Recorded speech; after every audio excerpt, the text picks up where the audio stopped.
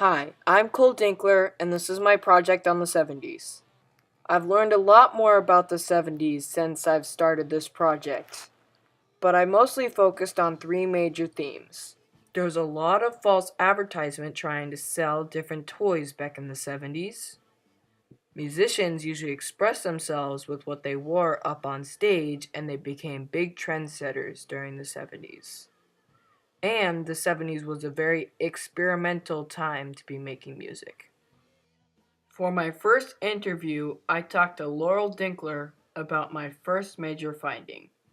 There was a lot of false advertisement back in the 70s. How many toys back in the 70s did you have that were false advertised? The one that sticks out in my brain the most was probably the Weebles. So they were this little family, and there was a commercial, Weebles wobble, but they don't fall down. I think every kid from the 70s will remember that commercial forever. And they advertised this tree house, and it looked super fun. You know, it had the little thing that went up and down, and the little family you could do all the stuff with, and it looked huge when it was on TV. And then I don't even remember how you ordered it back then because there wasn't any online ordering, but it was something that I really wanted, showed up, and it was about this big. You had to lay down to play with it, but it was advertised much bigger than it actually was. What other toys were really disappointing? One toy that everyone was convinced that they needed to have, it wasn't even really a toy, was a pet rock. It was marketed very well. It came in a box with air holes, like it was alive, and it said Pet Rock on the bottom, and it was literally just a rock with some googly eyes. And I believe they advertised it that each one was chosen specially for you or something, that we were convinced that we needed to have that. And I think every one of my friends did. The other thing was the Slinky, which has been around forever, but they were really popular in the 70s again with the advertising, and they showed this great Slinky coming down the stairs alone or in pairs, and it worked great. Every kid that used it on TV, theirs worked great. I tried a Slinky on every set of stairs that I or any of my friends had, and none of them worked as well as they did on TV. What toys from the 70s were extremely out there? They were just insane. I guess the funniest one would be the Sea Monkeys.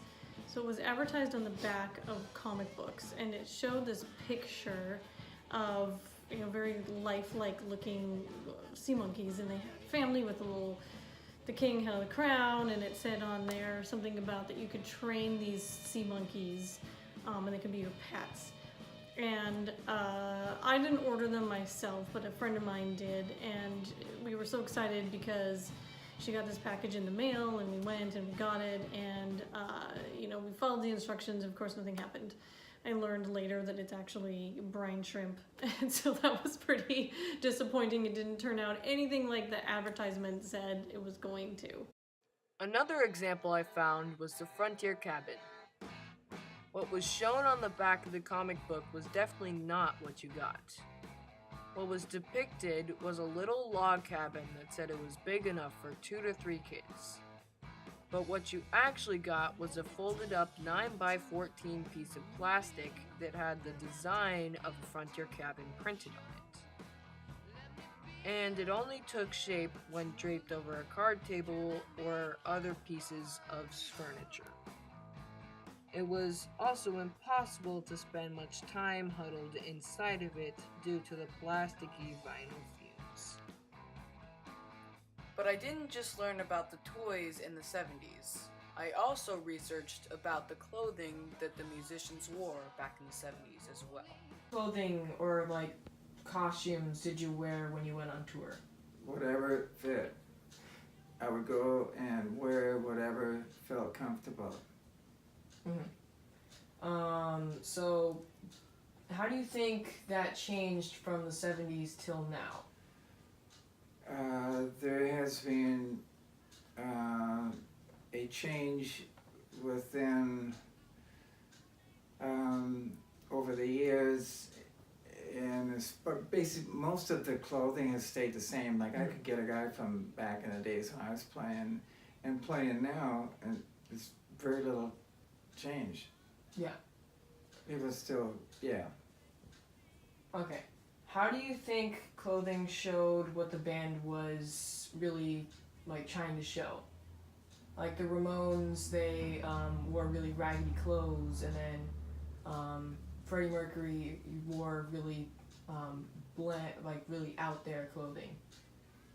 It went from, well, the hippie ages, the hippie stages went from very loose clothing.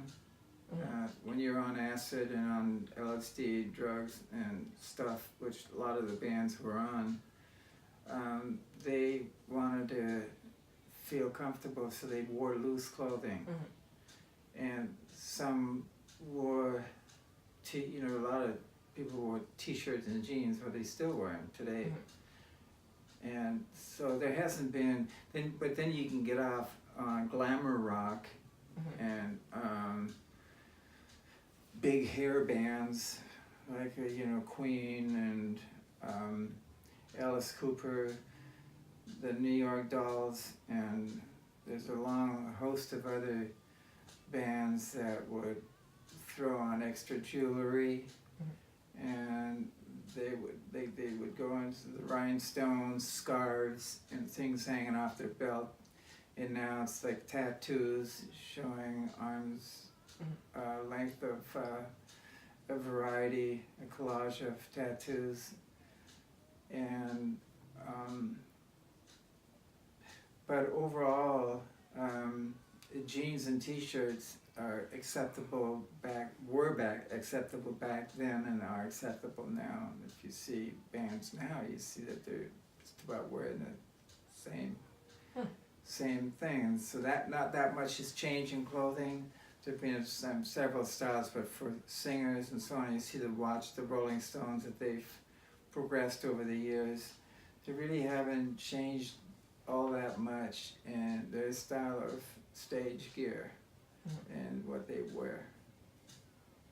How much did what you wore on stage really matter about what you actually sang about in your actual performance? They played, well, in case of John Kay and Steppenwolf, he was our lead singer. He wanted everyone to wear biker clothes, like with chains, belts, whips and chains, and leather vests, and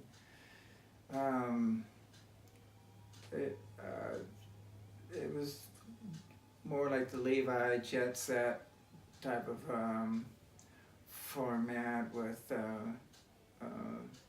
well, we had the Born to Be Wild, so we had a lot of biker fans, so we dressed to just kind of blend in with what the bikers were all about.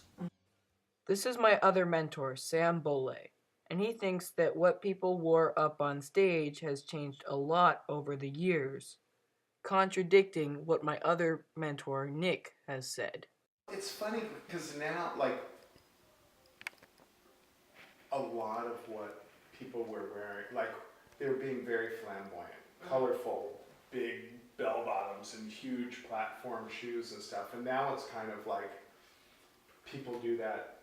It's kind of a joke, and they're dressing up and like, oh, look at that, this is fun. Yeah. But back then it was like, they were a little more serious about that. That was what you wore on stage, Another aspect of my project was music in the 70s era, which my mentor Nick will talk about in the next clip.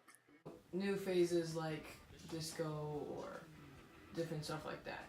Well, disco came, people got, when generations form, the new ones roll in, the old ones kind of, some hang out and some quit and aren't around, but there's always waves of new players coming in, and they did so in the 80s. They had a whole list of bands that would come in, and they would use pre-recorded drum beats and then to sync in with what they were doing, and everything was like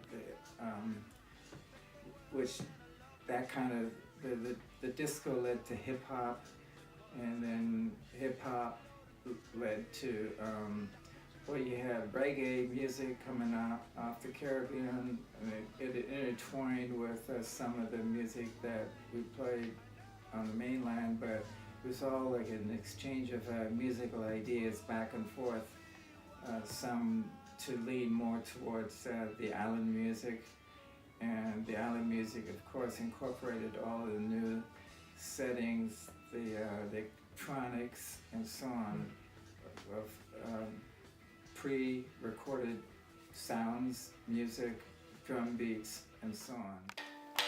This project was so much fun, and I really liked that I could choose what I made my project around.